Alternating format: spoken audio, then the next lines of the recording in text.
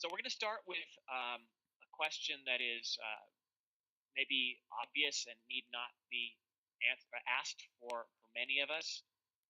But the real issue here is that the fact is, across the country, yoga is several different things to all sorts of different people. And what we want to do is to bring into play here a common framework, a common understanding of what we mean when we're talking about yoga and how we're employing yoga technology in order to fight the battle against chronic stress.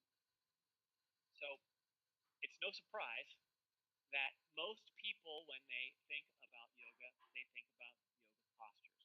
And that's probably upward of 80 to 90% of the population who know of yoga will identify it, if not exclusively, very nearly exclusively with the performance of yoga postures.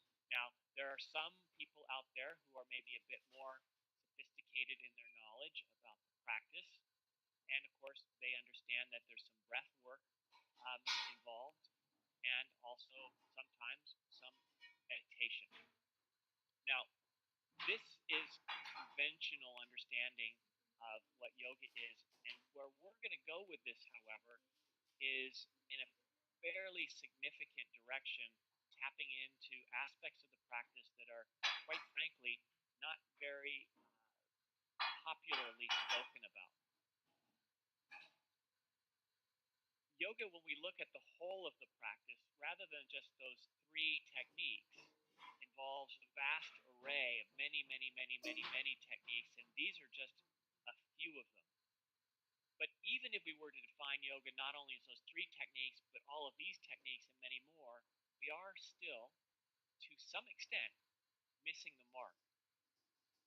And the example that I like to make to illustrate this point is if we were to define medicine by the tools that it was used and say that medicine is scalpel using, or no, medicine is bandage using, or no, it's not bandage using, it's hypodermic needle using, and on and on and on, you can kind of see how ridiculous that is in terms of really defining what medicine is all about, because it misses the mark about what it's doing and what it's aimed at doing, and focusing instead on just the tools. And this is what many of us do when it comes to the practice of yoga. Now, we talked about yoga and the various tools, but what I want to introduce is a new way of looking at this. Instead of just viewing the tools, yoga has the tools of the postures and the breath and such, and medicine, the tools of the scalpel and the needle and such. Let's look at the more fundamental aspects of each of these.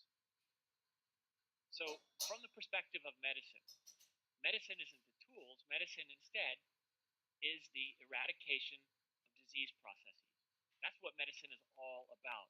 And it's true, it uses many techniques, many tools, has many theories, and many levels of understanding. But at its core, over and over again, it is about eradication of disease processes. Now, from our perspective, yoga is much the same. The definition that we like to use regarding yoga is the eradication of dis-ease processes. Now, these dis-ease processes can be physical sometimes, but it also is largely mental and emotional. And in fact, the original codification of yoga and the original reason for its creation has much more to do with our mental and emotional selves and creating stability and ease there, or I could also say eliminating or eradicating dis-ease there, than it did with the physical. To put it another way, we use the physical sometimes in order to get to the mental and emotional aspects of ourselves. A couple of quotes or definitions from yoga source texts. I know about half of us on the call, or maybe a little bit fewer than half, are actual yoga teachers, so this is somewhat review, but I know there's a lot of people who haven't really practiced a lot of yoga. From yoga's core document, called the Yoga Sutras of Patanjali, it defines yoga as stilling of the fluctuations of the mind. And in fact, in this whole long document that codifies the practice from various different levels, there's really only one short sentence that talks about yoga posture. Another definition from the Bhagavad Gita is yoga is evenness of mind. And still another one is yoga practice is the effort towards steadiness of mind, also from the Yoga Sutra. So you can see from these source documents that this idea that yoga is about stretching and moving the body is really a very, very fine sliver of the overall practice, and taken apart from these ideas here is to some extent missing the mark, at least in its most authentic and traditional context. At its heart, and this is the approach that we're really wanting to help people to understand as we move through the bootstrap yoga system, is one that yoga is a scientific process. That is to say, it's all about if-then experimentation. It doesn't rely on black boxes and woo-woo New Age spirituality, although sometimes they can be married together. Nothing against any of that. But at its core, it's a scientific process-oriented endeavor. It's technique-based in that it uses prescribed techniques in order to validate its scientific hypotheses. And then lastly, I think this is lastly, if I push the button and something comes up, it's not lastly, so I reserve the right to retract my lastly. It's investigatory, meaning that it's really a process of looking within ourselves to understand how and why we show up the way we do. And I think maybe you got a little bit of a glimpse of that last week in terms of our approach to looking at chronic stress, the hows and the whys of what makes chronic stress happen, but maybe even more importantly, as you move through the bootstrap process, you'll see it's asking you to verify these processes in your own experience, because that's where the real light bulbs come on for people. And I'm going to hang on to my last word.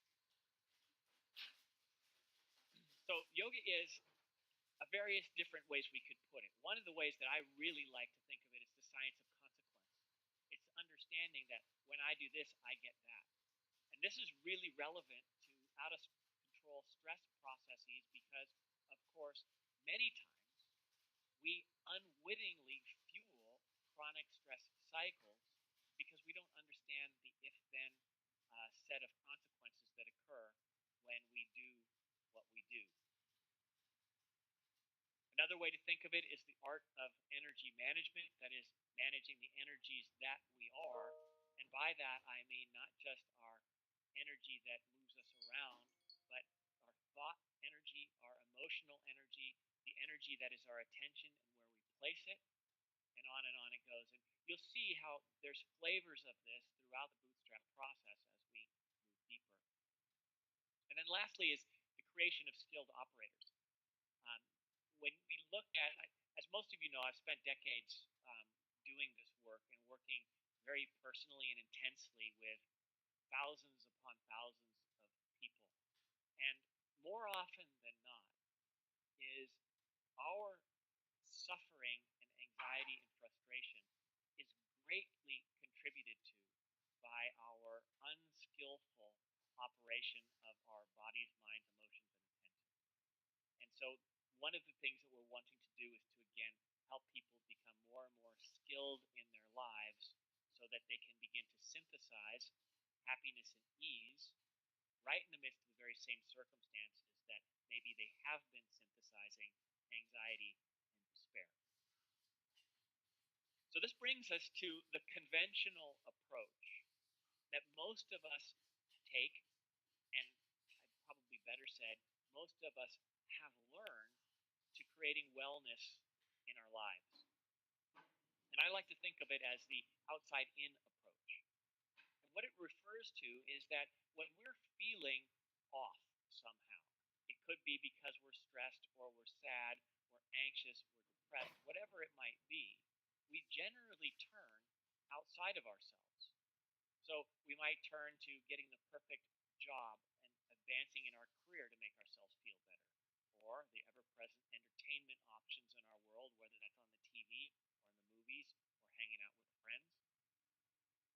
We use relationships. We try to have financial accomplishments. We we see therapists. We take pharmaceuticals. We self-medicate. We try to change our circumstances, and we do all manner of things, trying to manage and manipulate our external circumstances in order to affect our internal well-being. So again, it's outside in. Now, while this works to some extent, as I kind of pointed to last week, it to a very large degree puts us at odds with much of our world.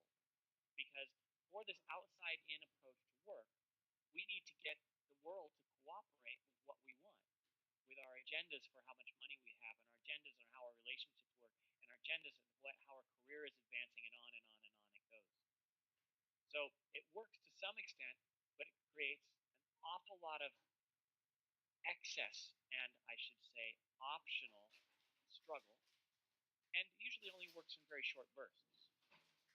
So what we're missing here, and this is where yoga can come in really profoundly, is that we all have the ability to synthesize wellness, not from the outside in, but from the inside out. And that means that we can create wellness independent, or at least relatively independently, of our external circumstances. And quite honestly, and again, this comes from my decades of working with people, this is to a very large degree ignored. Most of us are so focused on getting everybody and everything around us to fall in line that we ignore, unwittingly of course, that our capacity to help to create wellness and happiness and joy with what we have. And this, of course, is to a very large extent the promise of yoga and the unique value of yoga.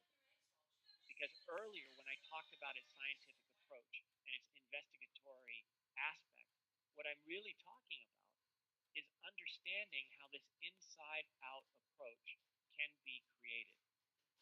How we can, in essence, learn to create or synthesize happiness, joy, and wellness from the inside out, just as we learned to create them from the outside in, and I'll argue more reliably.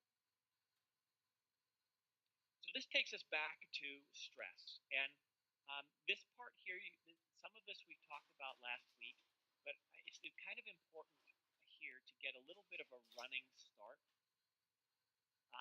regarding the techniques that we're going to employ with the program. So I'll move through this pretty quickly because, again, it's a little bit review. So you'll remember from last week, I hope, that there is this chronic stress cycle, and that for most people on the planet, we have a tendency to want to address the experience that gives rise to the stress rather than dealing with the internal cycle. And of course, this has a whole bunch of unintended negative consequences and oftentimes doesn't even work. So here, we're wanting to refocus instead onto the interpretation of the experience. Because once that is taken care of and managed, then the whole stress cycle falls apart.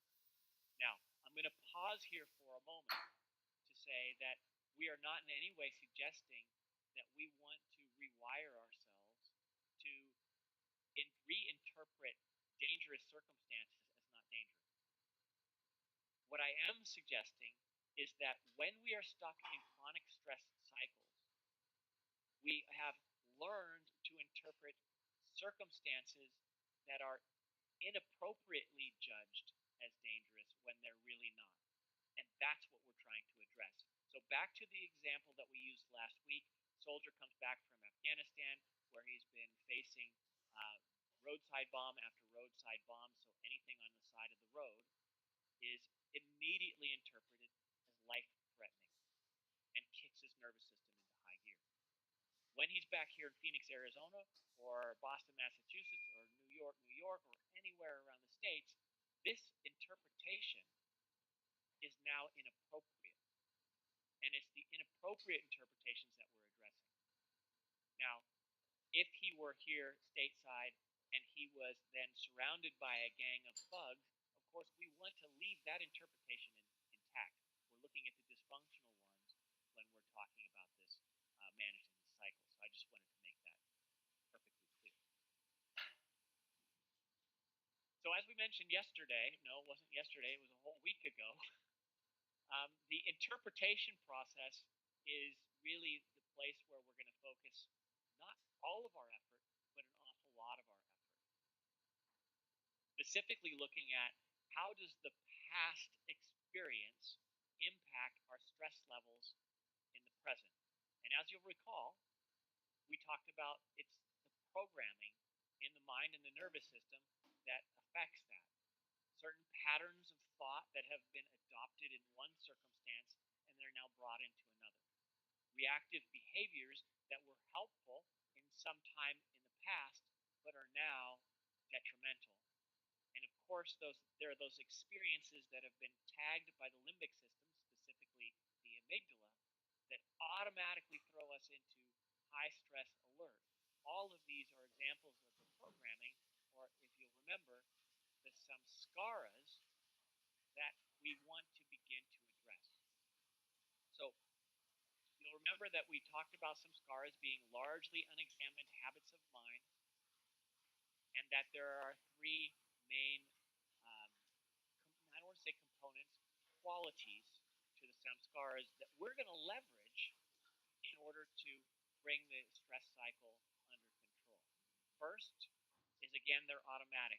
So the samskara automatically is activated when the box is seen on the side of the road, or the smell of fire or some other thing, or the sound of sirens for people who have experienced traumatic events around crime or involve police or fire. And these things, just the anxiety and stress comes up independent of any conscious control. Second, they've been learned, meaning that the event that kicked the stress into, or the stress cycle into high gear, is what's responsible for this new inappropriate behavior. Or I should say reaction would be a better way to put that. And then last, they are reactions or reactivated actions, much more about the past than they are about the present. So this is all review. And you can remember that this foots with our three-step process: recognize, release, and restore. And I'm going to zip these pretty quickly because we talked about them last week. Recognize means to become conscious of the workings of the unhelpful habits or stress-producing samskaras at the root of the chronic stress conditions. So here's the thing that's important about this, is that most people who are stuck in the chronic stress loop, and I could even say most human beings on the planet, are relatively unconscious of the inner workings, the inner habits of the mind that are fueling the stress cycle. And as a result, until you can understand what's going on, you really can't work on the causes. So becoming aware of them or recognizing them is the first and necessary step to being able to deliberately and surgically interdict the workings of those processes. And that's why it's so important, and it's also why it comes first. Second, release means to deliberately and progressively let go of those unhelpful habits, or the stress-producing samskaras that are at the heart of the out-of-control nervous system. So we're then going to work, once we recognize them and we understand what they are, we're going to use specific techniques to begin to reprogram the nervous system, to begin to let go of those unhelpful samskaras so that it sets the stage for the last piece, which is to, once all of this stuff is out of the way, we can then use yogic wisdom and techniques to foster helpful tendencies and also to allow the nervous system to return to its natural and healthy balance.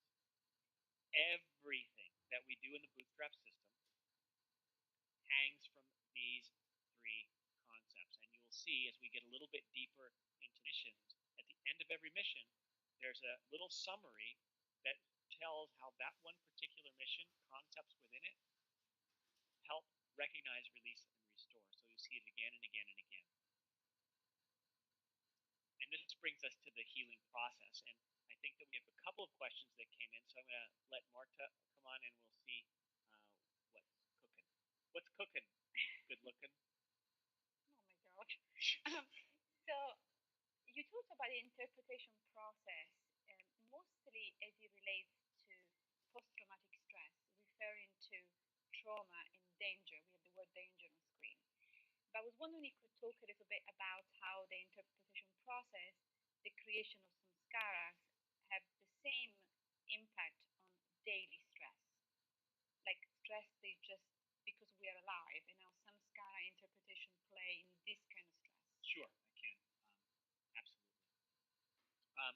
So let's just use the example of workplace stress, which is it's actually, as silly as it may sound, it's a killer, because so many of us are really just slowly killing ourselves with this chronic everyday stress associated with our careers.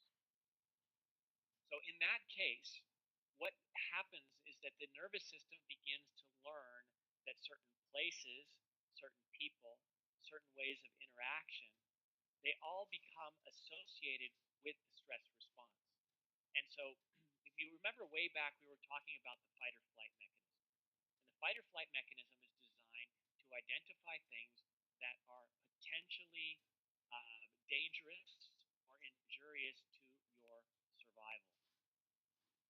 And the fact of not getting our work done at work, becoming fired, becoming judged as less than, these are all threats to our self-image, which can be many times more difficult for us to manage than threats to our actual physical selves. So when I go into a workplace that day after day after day throws me into a stressful circumstance, it can begin to trigger my nervous system automatically into a stress response, so that as soon as I get off the subway and I start walking down the street, my breathing changes, my muscles tense up, the sympathetic nervous system starts to kick in, and that helps to perpetuate the cycle. So, and this can happen in many, many different ways in many different circumstances, but it's the same kind of learned reaction to a particular circumstance or circumstance is. Is there another question, or is that it? It's a similar question. It's about how the past affects the future. So it's about learned response and how impacts the present and the future. So now we're moving on to the healing process itself. And as advertised, lots of moving parts here, so fasten your seatbelts. First, just to be clear, Bootstrap is not a yoga program, in that it's not about yoga. The way that I like to think about it is really Bootstrap a stress interdiction system that employs yoga technology. So when I think about a yoga program, and this, you'll see this a lot in the world, is that yoga is practiced to a large degree for the sake of doing yoga. And sure, it makes us feel better, but there's not a direct and what I like to think of as intentional connection to solving a specific issue. It's more of kind of a multivitamin for our lives rather than an aspirin for a specific ache or pain. And so here, what we're doing is, rather than having this kind of multivitamin overview, we're really trying to very specifically address one out-of-control aspect in our lives using yoga technology. Now, with that said, there are several unique components, especially when compared to other stress management programs and other mindfulness-based and yoga programs. The first one is that we use a progressive curriculum that is designed to educate users about the workings of stress. So rather than teaching people just about a bunch of techniques that they can use and hoping that those techniques somewhere inside the nervous system take root and help us return to kind of normalcy, what we're wanting to do is to help people. And when I I say we, I'm talking about all of us on the call because we're all going to be helping people move through this system. We're wanting to help people understand the hows and the whys of the nervous system getting out of balance. And that's what the whole curriculum is designed to do. Secondly, this investigatory approach that we apply enlists users as agents of their own healing. As you'll see soon, and it might even be in the mission that we assign you this week, we ask the users to become kind of stressologists, and we're asking them to become experts of stress, not by reading books, but by studying its workings in their own experience. So rather than, again, having people, might remember I talked about my friend and student Bill, who we talked about last time in the little case study. One of the things that was the most difficult for him in many of the modalities he was using to combat stress was that he felt like he was not in control, and he felt like he was really just at the mercy of these things that were being given to him. So the investigatory approach helps to empower people to begin to take control of themselves, and that in and of itself is proven to fairly significantly reduce some stress levels. Third, it makes conscious the hidden stress-producing samskaras. As I mentioned earlier when I was talking about the recognize piece, that until we understand and we can actually identify which samskaras we're going after, it's really, really difficult to specifically and deliberately interdict them. And then lastly, it targets the cognitive sources of stress conditions. And this is, again, a big way that the program differs from a great many of the more kind of mindfulness meditative aspects or oriented programs. And that is to say that we're not just using the postures and the breath and mindfulness to calm the nervous system, although that's a big part of it, but we're also wanting to understand and interrupt the cognitive sources that have thrown us out of balance to begin with. And you'll see how this is done in a few moments. So this brings us to the 5-tiered process. And I'll walk you through it in a very general way, and then we'll dive a little bit deeper into the specific workings of each of the tiers. So first is the R3 process. We've already beat this horse to death, so I'm not going to say anything more about it. But then in order to activate that R3 process, we have the 5 bootstrap yoga techniques, which are the recognition sequence, intentional restoration, instant interventions, scientific observation, and personal commitment. You don't have to memorize those right now because they'll be on future slides. We just didn't have enough space to put them all down here. We have the 10 mission sequence that we've talked about briefly. Each of the missions includes a weekly video lesson. And then this is where it gets really nifty and powerful, is the daily stress lab experiments. And those stress lab experiments, as you'll see, help people to really, really, how do I want to say, effectively activate that R3 process and the understanding of how stress works in their lives. All of this, as you see down the left, on the online program is supported by email supplemental materials and online help. So let's dive into the process unless there's any questions. We're good? Okay, excellent. So the process itself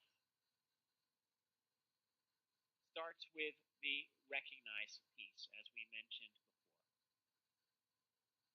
The goal is to recognize the sabotaging tendencies, the patterns of thought, the reactive behaviors, tag experiences, or as we've said, sometimes. So this should be all perfectly clear by now. In order to do that, we employ something we call in Bootstrap mental investigations. And those mental investigations help us to root out and to identify the samskaras that are at the out of control nervous system. And we do that using 3 different techniques. First is commitment. At the very beginning of the bootstrap process, you've already probably seen this, we ask users to actually make a commitment, not to us, but to themselves and their best lives. And by doing so, because here's the thing, anytime you're going against an established habit, whether it's a positive habit, a negative habit, it doesn't really matter, that it's a difficult thing and is necessarily uncomfortable. So what we're really asking people to do up front is to understand that there's going to be some work here and to declare to themselves and to us that they are in it for the long haul, independent of the fact that it's not going to be comfortable all the time. This is actually, for those of you who are keeping score on the yoga front, a concept that's called sankalpa, which is sometimes also translated as intention, but it's an exceedingly important part of the process.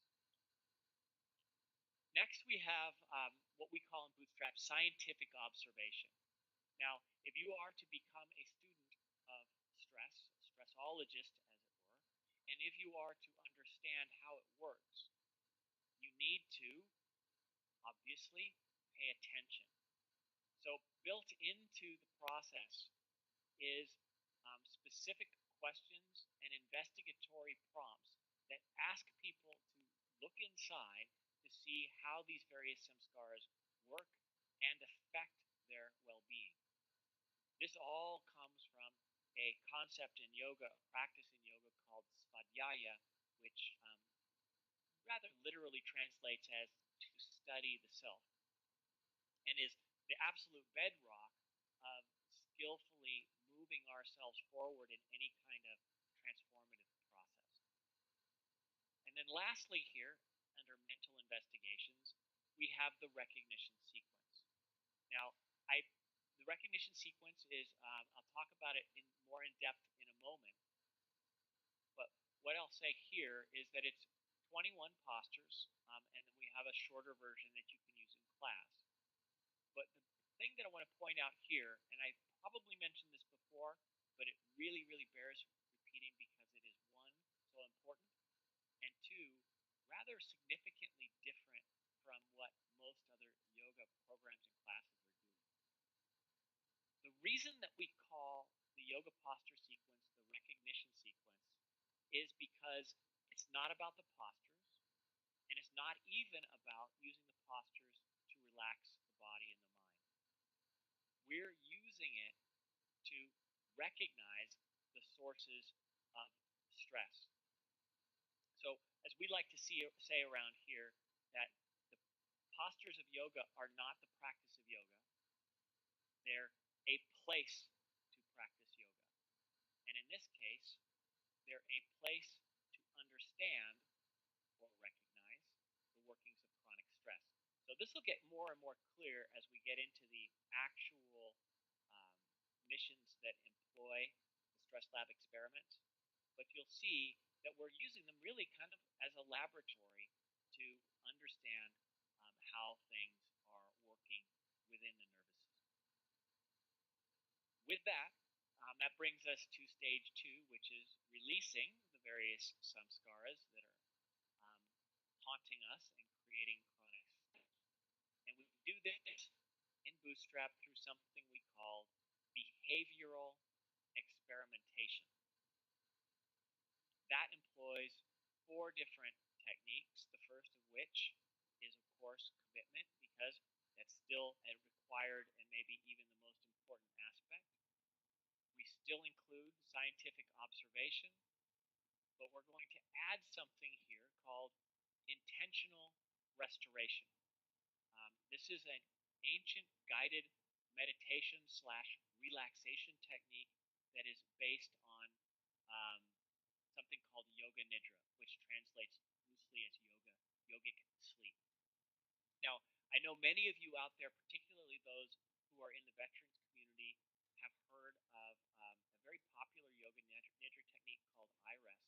And I frequently get questions about how does bootstrap differ from iRest? And I'm not going to go into depth right now, but the short answer is that intentional restoration is very similar to iRest. But as you'll see, intentional restoration is the very small part of the overall bootstrap system, which includes the curriculum, the recognition sequence, scientific observation, and all of the other tools and techniques that we employ. So, so, so that's how they relate. And then lastly here, we again have the recognition sequence, which gives us a place, I should say, to conduct our experiments to understand the workings of stress. So I'll give you an example or two as we get nearer the end of the call about what the mental investigations look like and what the behavioral experimentation looks like. So don't worry if it's not crystal clear just yet. We're just taking the 10,000-foot overview for now. Last, we have restore, and the goal, of course, is to restore the natural relaxed balance to the nervous system.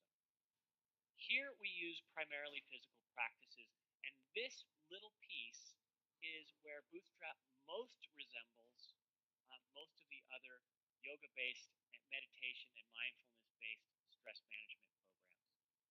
Here, what we're doing is we're leveraging the proven and very powerful abilities of yoga techniques to calm the nervous system directly and somatically, which means through the body. Commitment, again, is part of the process here. Scientific observation, intentional restoration, and the recognition sequence all come into play in this stage as well.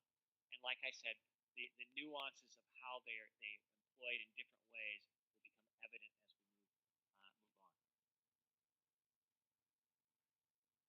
So this brings us to our attendance code word this evening, which is synapse, in honor of our exploration of the nervous system. So I'll give you a moment to write that down, synapse.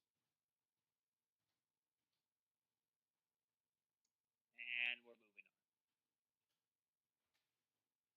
So we're going to dive into the techniques. Mark, do we have any questions on any of that? I think it would be more clear once we do some examples, because the questions were all around examples. Okay, perfect. All right. So if you asked a question and you weren't really clear, when we get to the examples and it's still not clear, please, please, please do re-ask the question. Let us know again, because we want to make sure that everybody is crystal clear as we move on. So on to the techniques themselves. As we talked about earlier, there are 5 core techniques that we use: the recognition sequence, intentional restoration, personal commitment, scientific observation, and instant intervention. We're going to start by looking at recognition sequence first. So the recognition sequence, as I've already mentioned, is a yoga posture sequence. It involves 21 postures, and they were selected really for a couple of reasons, the specific postures, that is. One is we wanted to make sure that the posture sequence was going to be accessible to a very broad segment of the population, and to the degree to which some of them are more challenging, that there are simple and easy alternatives to the postures so that we could help as many people as possible.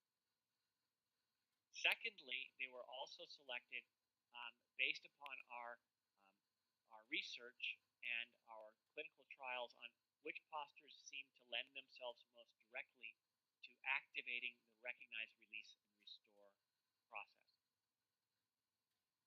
Now, let me mention one other thing before I get to the next piece here.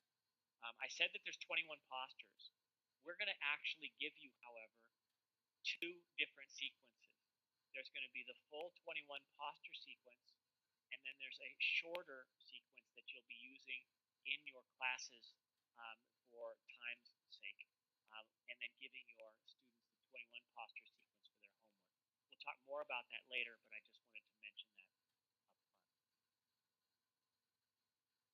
So So the purpose of the recognition sequence, primarily, as I mentioned before, is to act as a place to perform the work of recognize and release. So we're using the postures, the challenges created by the postures, the disappointments created by the postures, the the boredom created by the postures at times, to recognize and then release the underlying samskaras that are part of the out of control stress cycle. And then secondarily, you remember in the third, the restore piece, we talked about somatically relaxing the nervous system. Both of these play a significant role in that as well. And then lastly, we're going to use them by performing them each week as part of the Stress Lab experiments. And they are generally done on alternating days with intentional restoration being done on the opposite days. So we go back and forth between the postures and the guided relaxation every other day. Question? So every time we talk about the recognition sequence, we get very similar questions which have to do with modifications for people that are on wheelchair or any kind of disability, especially when we talk to the military and veteran community. So can you talk to that? Sure. Level one of this training process is designed to help the general population who are not significantly disabled. As you will see in the Bootstrap Online program, however, there's a number of assets there we'll talk about later that can help you to modify for various different limitations, as well as to teach the whole Bootstrap system independent of any postures whatsoever. We're not going to get into specific modifications and accommodations for amputees or burn patients or things like that in this level of training, but that's something that will come in the future.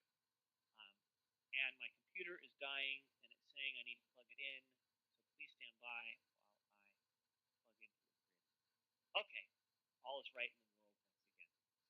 So to answer the question, okay. So and you'll see, I'll point you to some of those resources. You get a little bit more of an idea of what I'm talking about in a little bit. Okay, so next we have intentional restoration, which again is the piece based upon practice of Yoga Nidra, and that is similar to some other relaxation-based stress management programs. Intentional restoration is, I've already said that, based upon the ancient practice of Yoga Nidra. Now I've said it 3 times. And it's really a guided relaxation that's done lying down, as you can see by this lady laying down. It's not always done in black and white, but apparently it was here. And it not only releases tensions and relaxes the nervous system, but more importantly, it shifts our relationship to samskaras, meaning that even though these samskaras and these mental habits may still be functioning to some extent, it helps us to get a perspective on them so that we're not run by them and we can objectively interact with them and then begin to release them progressively. So it's a really important component of the overall process. The purpose of intentional restoration here is primarily serve as a medium to restore the last piece here, because as you will see, you're gonna have some homework to start practicing that this week. For those of you who haven't practiced intentional restoration, it is an incredibly powerful relaxation process, and for most people, as they get the hang of it, because as simple as it is, sometimes it takes a little bit of practice to really be able to drop in. But it takes people to a place of relaxation that, for many, they've never ever experienced to that level before in their lives. And then secondly, it assists in releasing the unhelpful samskaras, primarily through the shifting of the relationships to them that I mentioned above, but there's a couple other nuanced things we'll talk about later. And then last here The usage is performed as part of the stress lab experiments, and it alternates with the recognition sequence, so just as we talked about before. Next, we have our instant interventions. And instant interventions were little back pocket techniques that are really designed to be performed on the go. And these are something that we actually developed after we got started with Bootstrap, because many of the folks who were using the process wanted something that they could really supplement their formal home practices with when stress episodes happened, either at work or in traffic or wherever they were. So the instant interventions, there's 3 different techniques I believe we have on the portal or in the online Bootstrap Online. They're episodic techniques used for on the go. And by episodic, what I mean is that you're sitting at work and all of a sudden you're overwhelmed by a sense of stress. This is something that you can take out of your toolkit and use right there. It takes less than 5 minutes to do, and it can take the edge off of a specific stress episode. They primarily rely on the yoga techniques of dharana, which is focused attention, and pranayama, which is breath, for those of you who are keeping score on the yoga front. And we'll talk more about them as we get deeper into the process, exactly what they are. The purpose is to release and restore these in the midst of stress episodes, and they're performed as needed. So to give you just a little bit of example of one, like I said, we'll get into them a little bit deeper later.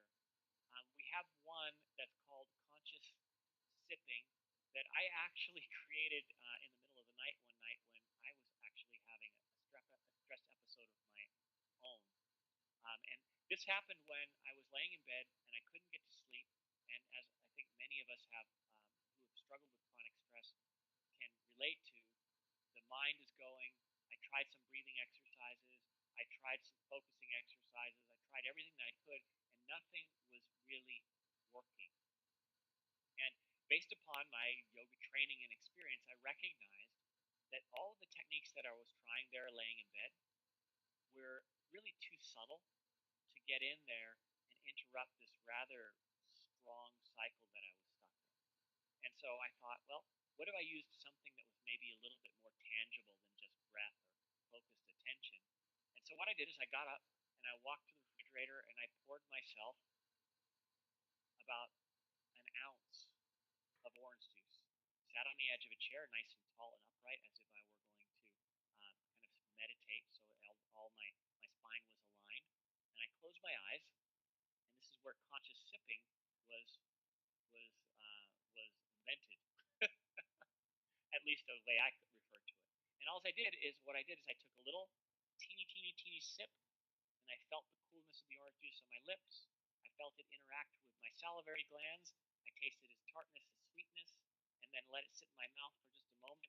And as I swallowed it, I followed it with my attention down my throat. I felt the coolness as it went down, and then landed in my stomach, and then sat there in that experience for a moment, and then repeated. And lo and behold, this process of being so incredibly connected to the nuances and details of the experience, it actually had a very profound effect on interrupting the specific, I was going to say the Pacific, like on 12, the Pacific stress experience. And it actually made me Pacific now that I'm thinking about it. But anyway, I digress. So I was able to get back to sleep, and that was the genesis of this one particular instant intervention. Others leverage focused attention and breath in similar ways. So that gives you an idea of how they work and why they work. But like I said,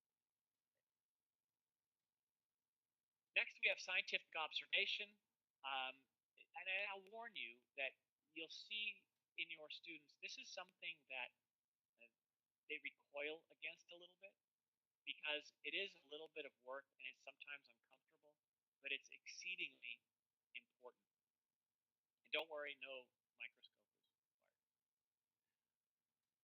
What scientific observation is really about is remaining curious and interested in how stress works in one's own life, and maybe said better, how stress works in one's own nervous system.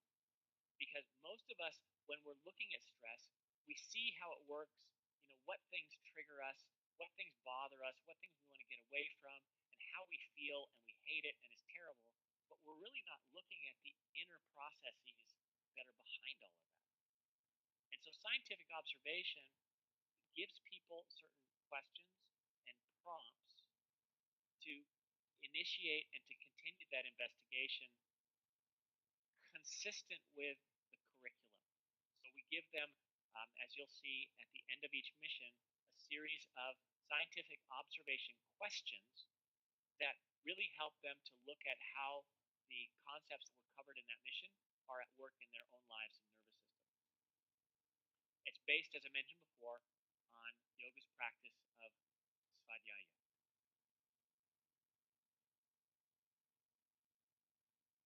The purpose here in the context of our process is to help the processes of recognize and release, because without this scientific, easy for me to say, without this scientific observation, recognizing the sources of stress and releasing them becomes really, really difficult.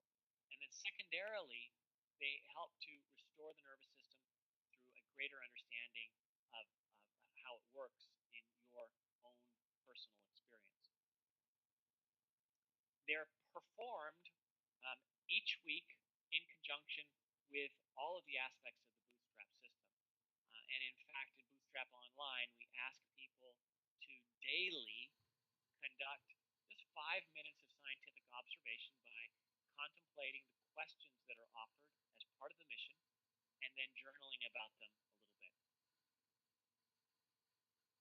Which brings us to, last but not least, personal commitment. Now, I will admit that personal commitment seems obvious. But what we have learned over the years in doing this work, especially with people who are struggling with stress, is that if you can't enlist them consciously to engage in this very difficult and uncomfortable work, things fall apart rather quickly. So this is why we build into the online program and into the curriculum for our stress specialists who are teaching in the field the means to help them come to a literal agreement with their students. So the intentional commitment of will and discipline, specifically in support of the goal of restoring balance to the nervous system, is what it's all about. And it's based upon yoga's practice of tapas. And tapas literally translates often as discipline. But to help you get an understanding of what I mean by this personal commitment and how it comes to play here, there's a definition of tapas by a great yogi named Sri Swami Satchidananda. And he defined tapas as hang on, let me get it right in my head before I ruin it. It's getting late here. It is accepting pain as help for purification. Accepting pain as help for purification. So the first question there is purification of what? And in our case, it's the purification of unhelpful samskaras that are keeping us stuck in a chronic stress cycle.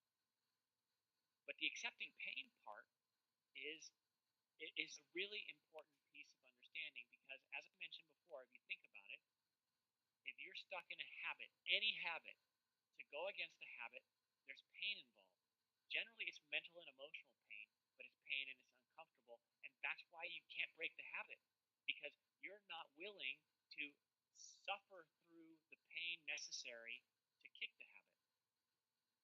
So when we enlist people's personal commitment, what we're doing is we're consciously acknowledging that this is going to be difficult and uncomfortable, and in order for the process to be effective, we have to be willing to stick with it. So that's where this all comes together. The primary purpose is to fuel the effectiveness of all aspects of the Bootstrap process, and of course, it's used in conjunction with every phase, every technique throughout the process. And this brings us to the missions. How are we doing on questions? Are we good? We do have a couple of questions. I don't know if you want to hold them until the end or. Lay the best one on me. Okay, it's not the best one, but don't say it's the best one because then everybody else will feel bad. Exactly. Lay a random question on me. The practice of scientific observation, does it involve daily journaling, actually writing down those observations, is just really reflecting only? No, it's journaling too. Journaling. Yeah. Okay. There's some really powerful, and this is where you'll find that a lot of the resistance comes in because people hate journaling in general. This is why, however, we've tried to streamline the process by giving them specific questions that are relevant to what's going on, and also by giving them, asking them to do it only for about 5 minutes.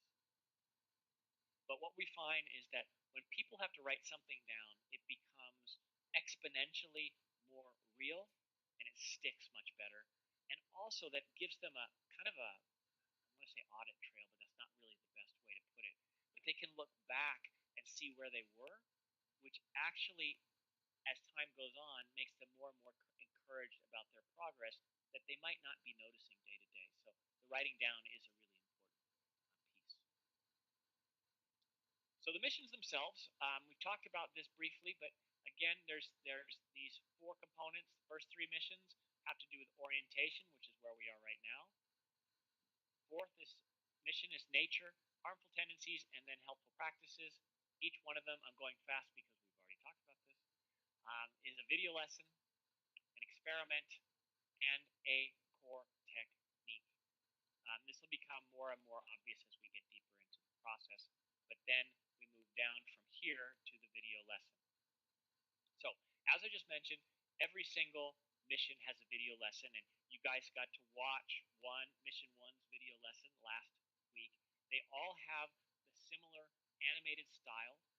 Once we get into mission 4, they're going to also include a little something extra that I'll tell you about in just a moment here. I know it's exciting, isn't it? Everybody here in the booth is going, ooh, extra. All right, so they're all kept to 7 to 15 minutes, specifically because we don't want them to feel onerous. Also, the reason that we chose to go with animation rather than live action is that we wanted them to feel less about being in a classroom and more about being with some entertainment value to keep people's interest. Obviously, we're dealing with people with chronic stress conditions, and as I mentioned last time, one of the hallmark symptoms of an out-of-control nervous system is difficulty concentrating. So that's why they're kept short, they're animated, and you've also probably noticed they're chapterized. So there's 4 to 5 to 6 chapters in each one to break it up so that it feels very kind of bite-sized and digestible. All that was done intentionally, of course. Which brings me to the special part.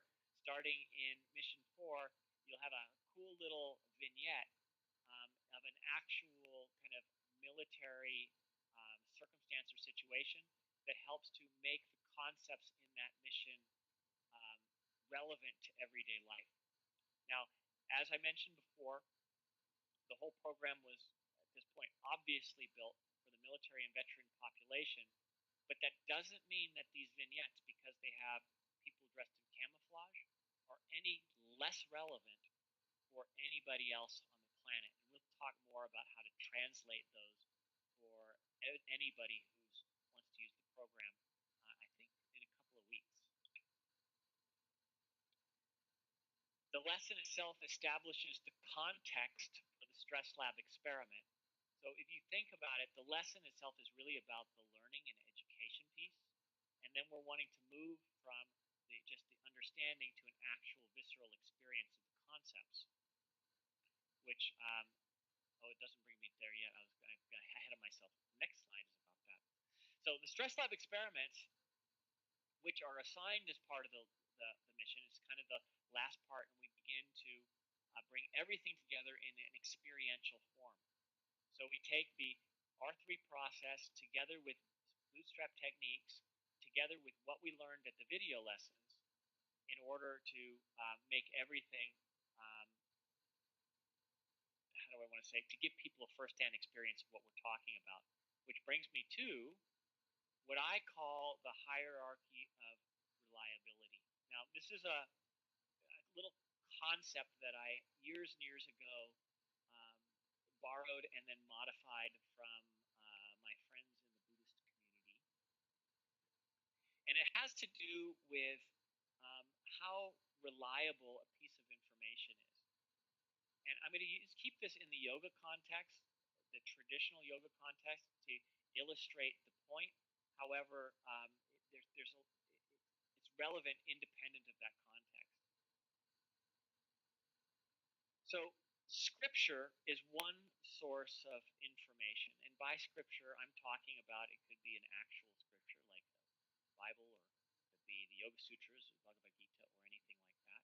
And it's a source of scripture, but it also, actually, let me say this, can include any information that comes from outside of us. So it could include what you also read in a modern book, or what you hear from a teacher, or a priest, or anybody else.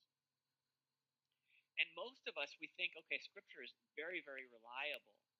But according to this philosophy that I've again kind of borrowed from our friends in the East, is that scripture is actually the least reliable in the context of doing deep inner work. And the reason for that are varied, and I'll just mention a couple. One is it's been handed down over generations. Sometimes it was written in a cultural context that is very foreign to our own unique context. Another one is that it's been gone through translation after translation. And sometimes it's also dispensed by people who really don't understand its original intent. So there's a lot of points in which it can become skewed, which brings us to the next piece, which is a little bit more reliable, and that has to do with reason. So somebody offers an idea, then we take it, and then we give it what I call the smell test. So we think it through. Does it make sense logically that this leads to that, leads to the other?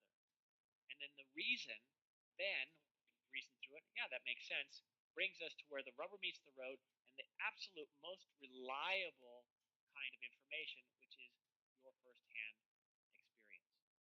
So, now the reason that I bring you through this, all of this, is that this model is part and parcel of everything we do in Bootstrap.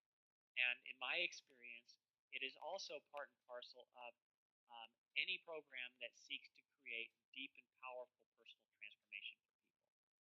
So the scripture here is we start with a video lesson, right? We're giving people information about how the nervous system works and how some scars work and how chronic stress works.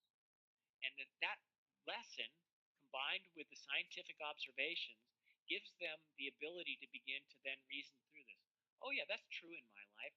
I can see how whenever I allow my attention to wander all over the place, it increases my stress levels, or whatever the concept is. And then we use the recognition sequence and the other techniques to help them then take that information that then makes sense to them to have an actual firsthand experience of that concept. And it's then that it becomes real. Because until that point, it's just really conjecture. And its adoption depends largely on whether or not the person trusts you, but it's also susceptible to all sorts of misinterpretations. But once it's your experience, it's pretty much in the vault, and it's also pretty accurate. So all of our missions are designed to take people through this process, starting with scripture information, to reason and logic, to actual firsthand experience of the concepts. And this is where also, this idea of the stressologist comes in. And this brings us to I know it's a lot of stuff, Martha's almost falling out of her chair, to the note process. And this is, in many ways, the crown jewel of the stress lab experiments, and makes this all work together really, really powerfully. But before we get to this, let me pause to see if there's a question or two, because I know there's a lot of stuff I just said. There are a few questions, and I think a few words of encouragement would be helpful at this point. All right, be encouraged, everybody. No, regarding what seems to be a very complex program, and if you could talk about the fact that this is really not transparent to the user, all of those 5 stages, techniques, structure that we just talked about, none of them is imposed on the funnel student. If you could talk a little bit of that. Sure. So again, here's the thing. When you come at this from, as they say in the restaurant business, from the front of the house, you sit down, somebody brings you food, and you eat, and then you leave. It's super simple. Every week you get a mission, you watch the video, and you do the stress lab experiments. And all of this stuff that's working in the background, the dishwashers and the sous chefs and the chef and the people that are burning themselves on the stoves and all the stuff that's happening in the back of the kitchen and the buying of the food and the figuring out the menu is completely transparent to the user. If all of this was dispensed to the people who are trying to cure from stress, we would be undoubtedly making them worse. However, what we're really trying to do for all of you is to empower you to powerfully use this system to help people heal. So we have to come at it from the back of the house. And so we have to see all of the convoluted, difficult to understand pieces that all have to fit together very specifically in order to make the beautiful meal for the people in front. Now, with that said, even though there's all of these moving pieces, you don't have to master all of these independently and be able to put this together. As you will see, what we have created are very, very clear play-by-play class action plans that help you to conduct your classes step by step with in a very easy, straightforward way in which you wouldn't even have to know about this stuff. But when you are there working with people on the ground, knowing about this stuff is going to make you exponentially more effective. So again, don't get too overwhelmed by trying to remember all of this because you'll see it again as well. Did I do good? You reassured. Oh, excellent. Okay. All right. So now that we've talked everybody off the ledge, let me make it a little more complicated. So the note process. Note process, I can tell you this is something that I created maybe about a decade ago. This is phenomenally powerful. And this harkens back to this idea that we're engaging people in a scientific process that is investigatory or experimentatory in nature. So it all starts with notice, observe, try, and experience. That is the note process. Notice means to notice a specific tendency or behavior. So and I will give you an example after we move through the first explanation here. Observe means to observe the consequences of that tendency or behavior. You remember back at the beginning of the show I said yoga is the science of consequence. Again, here it is again. It's the science of understanding how and why consequences are showing up in your life. Once we then notice a tendency or behavior, observe the consequences of that tendency or behavior, we then try shifting the tendency or behavior. Try something different. And then we experience the difference in your experience of your experience. For those of you who are from the scientific community, you might recognize that we don't have really one experiment here, we have two. We have the first experiment, which is called the control experiment. This is really designed to kind of notice how we normally are, and then we introduce a variable. Namely, we try shifting the tendency or behavior, which is our actual experiment. So we notice and observe what we usually do. Then we try shifting a variable, and then we see how that shifts our experience of our experience. Now, I'm going to pause here for a moment because that's a little clunky, but it's necessarily said the way it is. We're not trying to change our experience, and we'll use a yoga posture as an example. I'm not trying to change the fact my hamstrings are tight. I'm trying to change my experience of my experience. Namely, I want to shift the fact that I am stressed out, irritated, and frustrated because my hamstrings are tight. You might remember, I hope you remember, because it was less than 90 minutes ago, when I talked about the outside in versus the inside out, right? Outside in says, in order for me to be happy, I need to get my hamstrings to cooperate, and they need to be longer, and I need to be able to do all these things. Inside out means I learn how to make peace with my hamstrings as they are in this moment. Doesn't mean that I don't make effort to improve them over time, but it means in this moment, I come into a functional relationship with them that is marked by harmony rather than struggle, anxiety, and stress. So this is what the note process is designed to do. So as promised, I have a little example here. And this example is actually based on one of the bootstrap missions that's coming up, a mission that's called Resistance is Futile. And this whole resistance is futile points to a particular habit that is one of our main stress intensifiers. So when I say resistance, what I'm talking about is the resistance to things as they are. So the example that I like to use, because everybody can get it to some extent, is being sitting in traffic.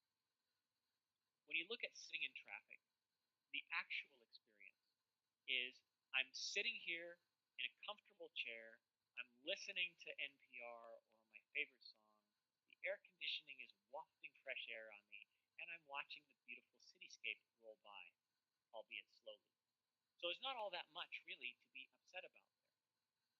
That is until we add resistance. And the best definition of resistance is recurring thought, this should not be like this. So when I'm sitting in traffic, everything's really fine. I'm in a chair, I'm listening to the radio, I'm watching the countryside go by or the cityscape go by. No problem there until I start to think this should not be like this. I shouldn't be going 14 miles an hour. I should be going 70 miles an hour. They shouldn't have built 3 lanes. They should have built 4 lanes. I shouldn't have taken the freeway. I should have taken the surface streets. On and on it goes. We add resistance to a circumstance, and it makes our experience of our experience worse.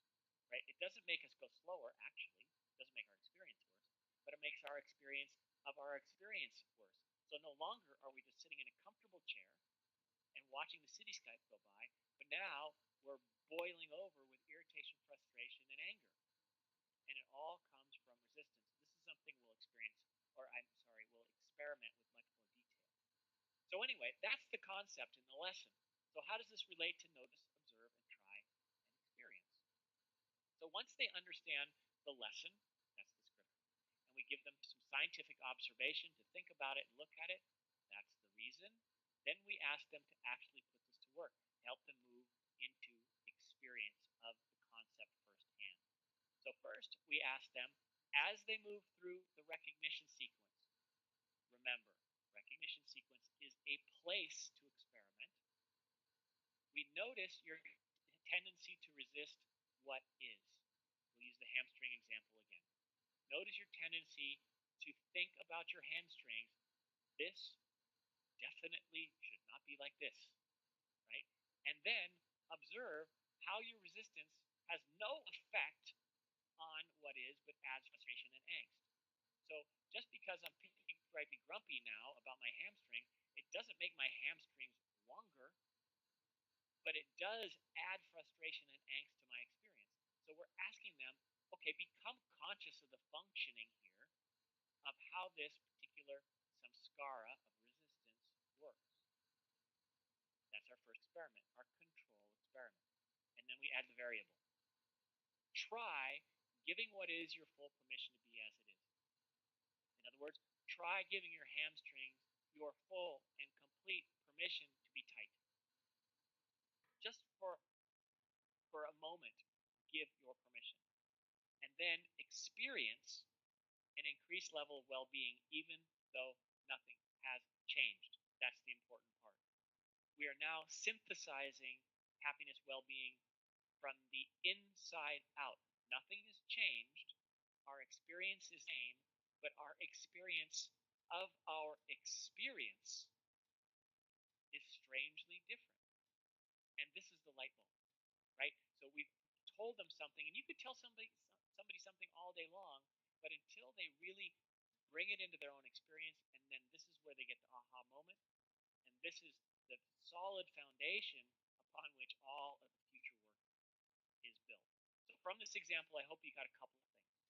One is the yoga posture sequence, the recognition sequence, not about perfecting yoga postures. It's not even about relaxing the nervous system primarily. It's about conducting this experiment. So the mental investigation piece, which is the recognize, we're curious about the notice and observe, and then the behavioral experimentation that we talked about under release is the try and experience. So hopefully you can begin to see how all these pieces come together. Again, disclaimer, this is completely transparent to the user. It's super simple. We're just asking them to notice, observe, try, and experience, and then the rest of it comes right along quite effortlessly. So with that, I'm going to pause for questions. We have 4 whole minutes. Do we have any We questions? don't have 4 minutes because we're going to do homework too, right? Okay, we got 3 whole minutes. 3 whole minutes. I have a few questions. They're all over the place. I'm going to try to ask just a few. There is a lot of questions regarding who can use the program, and it's not just about people that have, as we talked before, some physical disability. It's also about people on the stress spectrum. So there will be obviously some people that we can't help, like the veterans, unfortunately, is at the side of the street begging and clearly will not have access to computer. And on the other end of the spectrum, there is people that are still in such an acute stress situation. They probably need to maybe go through medical processes before they can come to the program. So if you could talk a little bit about who the program is for, because we always want to help everyone. We'll be talking a little bit more about this next week when we get into the military culture. However, I will say that the program in its full and original format, which is what we're talking about here in our level 1 stress certification, is designed to help. This is not meant to be a flip answer, but the vast majority of people, right? There are people on the fringes, and I don't mean that in a negative term, but there are people on the fringes that have physical disabilities that are going to be more challenging to help. There are people that have socioeconomic challenges that are going to be more difficult to help. And there are also people who are so significantly challenged with post-traumatic stress that they are not yet candidates for this. So, but with that said, that is less than 5% of the people who are in need of help. So what we're trying to do with this level 1 certification and with the full-blown bootstrap system is to help the 95% of the people that we can help, and then work from there to then help train people to help people who are on these fringes. And again, I'm not saying fringes in a negative term, but just the ones that are that have various different challenges that are more difficult to help. And there'll be a little bit more on that next week. One more question. One more question. So lots of different questions around the difference between Bootstrap and various other programs out there. So you mentioned the difference between Yoga Nidra and iRest, and actually Bootstrap and iRest. Mm-hmm. And there was a couple of questions around mindfulness-based stress reduction. If you could talk a little bit about the difference between those two. Well, and this is really true of iRest and mindfulness-based stress reduction, and most of those other things, is that typically, and I'm not going to make any, there's things going on in the world that I don't know about, for me anyway. But typically, MBSR, mindfulness-based stress reduction, and iRest are technique-based programs, right? We here are engaged in a curriculum-based program, right? So we're not just using a technique to somatically relax the nervous system. but we're coming from this place of helping to, we want to educate people with the curriculum aspects, helping them take them through that hierarchy of reliability from scripture to reason to experience, and then marrying that with a whole suite of different techniques that they can use to then begin to act on the nervous system together with the understanding. So it kind of comes from both sides to the middle, combining both, and for those of you who are familiar with therapy, like for instance, cognitive behavioral therapy, they spend an awful lot of time helping people to kind of understand what's going on behind the scenes and scientific observation and those types of things that are absent from a lot of NBSR programs. But on the other side, a lot of cognitive behavioral approaches don't involve the somatic relaxation that like NBSR does. We have made an effort to combine both so that we're working from the cognitive and the somatic back towards the middle, trying to be a little bit more holistic. So I hope that helps. But that's not to say that there's not an awful lot of fantastic, really powerful programs out there. It's just to kind of point to what we were when we were creating this, the holes that we were trying to fill with this particular approach. So, with that said, remember you can always email us if you have additional questions, so don't be shy. But we'll move on to homework. This will again be uploaded tomorrow by the wonderful wizard, if ever their wizard was David, technical wizard. He's not a real wizard. Don't panic for you wizard profiles. What are they called? I know, I'm getting punchy. All right, okay, so number one, watch. These are all online, which means that you find these all on the Bootstrap Online program, not the instructor portal. Under the Mission 2 tab, go to watch the intentional restoration, the Mission 2 video, intentional restoration. You'll get the whole animated spiel about what intentional restoration is, how it works, and why it's an important part of the Bootstrap system. Also, under the Tips and Extras tab, watch the Preparing Your Body video and the Preparing Your Space video. Then read, under Mission 2 as well, in the Intentional Restoration PDF from the original Bootstrap lesson book.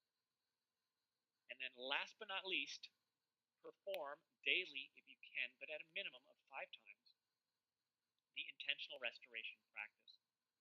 The mission will give you everything you need in order to do that. And when you're in the mission, you will see on the right-hand side, on the little sidebar there is a downloadable intentional restoration recording that you can download and then play either on your computer or your phone or your iPod or whatever kind of nifty device you have. But practice that at least 5 times. One little caution, like I mentioned before, caution's too strong of a word. But as simple as intentional restoration is, for those of us who have not practiced it before, it can require a little